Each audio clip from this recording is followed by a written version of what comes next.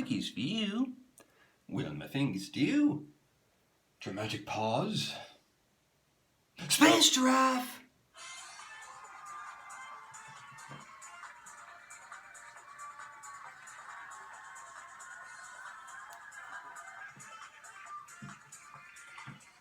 Oh, it's fun to laugh.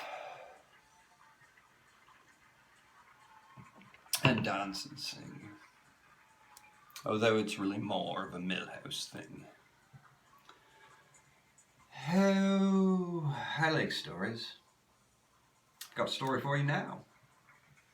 It's a short story. Well, actually, it's a long story. Well, it's a short story, really. But I'm going to make it a long story. Because I like stories. Do you know the Earth is flat? It's like a sheet of glass flat. Now, the definition of flat is having a level surface without raised areas or indentations. So how, you might find yourself asking, can the world be flat if it has tall buildings and mountains on it? Why, saying the world is flat is like saying a hedgehog is flat, which it clearly isn't. And you are relying on flimsy evidence to back your case. You're saying, oh, well, I can see buildings and hills and trees and mountains. And you may even claim to be in or on one of these things at this very moment. My friends, drugs are not the answer. Unless the question is what's not the answer, then clearly the answer would be drugs. But other than that, there is no other time where drugs are the answer. You need to sober up and open your eyes. The truth is out there. Example. What supposedly, allegedly, is the tallest mountain on Earth? It would be Mount Everest, now wouldn't it? Yes, except it isn't.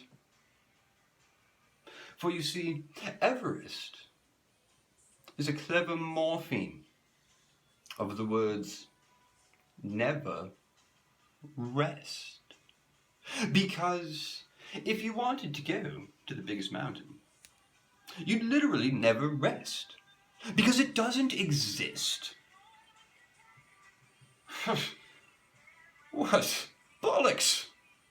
What about all the people that have climbed it? Well, what about all the people who have died trying to climb it? How do you die trying to climb something that isn't there? Well, you don't. You die to protect the conspiracy, wherein those who survived are clearly willing to play ball now, aren't they? Choose life. If that isn't an obvious enough hint for you, consider this. The majority of people who climb never rest carry oxygen with them. Now, why would you need to carry oxygen when it's all around you in the air? Why, the only reason you would need oxygen would be if you were planning to leave the Earth. Say, for instance, you were going to go to the moon. That's where they're going. That's where the mountaineers are. And that is why NASA had to fake the moon landings using astronauts. They couldn't go to the real moon because the moon is full of mountaineers faking never rest videos. Stanley Kubrick was a mountaineer, yes, it's all starting to add up now, isn't it? Spelunking delightful. Now you're thinking to yourself, well, I've never actually seen Everest, so I can't argue that point. But a point I can argue is the fact that I am sitting in a tall building. You're not, of course. You only think you are. And the reason you think this is because you are breathing in a potent mix of hallucinogens that are constantly in the air around us. And these hallucinogens cause us to perceive things like tall buildings, where there are, in fact, none. Now, where did these hallucinations come from? Chemtrails, who said that? Oh, but don't you worry. Don't you fret. These hallucinogenic compounds, they don't come from Big Pharma. They're secreted by shape-shifting lizards that secretly control our society from beneath the Denver airport. Spelunking delightful! Now, why would we allow these lizards to gain charge over us? Well, it's because they provide secretions that keep us in line, keep us believing things like the earth is round and buildings exist. Have you ever noticed that any time people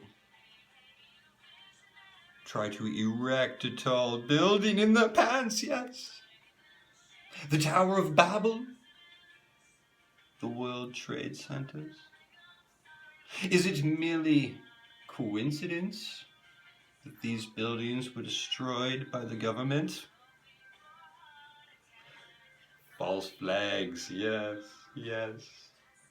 But the truth is, all flags are false.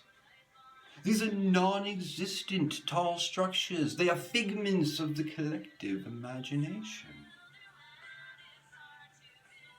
Now, there are other considerations we must factor in. How thick is the earth?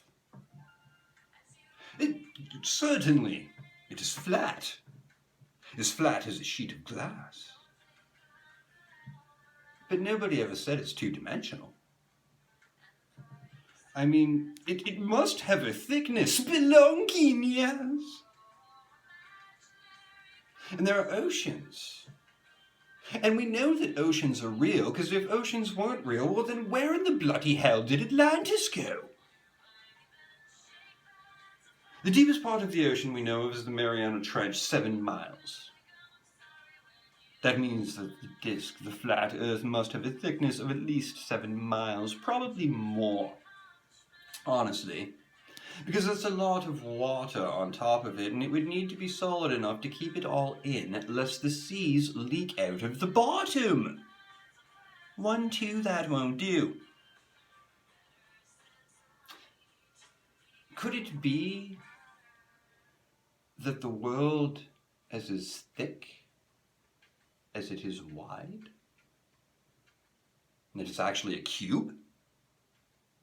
Now, a scientist will scoff at this notion, arguing that gravity would mean the atmosphere would be much thicker at the center of each surface and nearly barren at the poles. Well, have you ever noticed how the atmosphere is much more humid at the so-called equator, where the poles are practically lifeless? When you follow this train of logic, why, the only conclusion you can come to is that the Earth is flat. Flatter, in fact, than anyone ever dare thought. Well, you know, that or the human brain has a habit of looking for patterns or coincidental occurrences, ascribing great significance to any connections it can find while trying to make sense of them despite the absence of any concrete evidence. I don't know, that's a little far-fetched to me.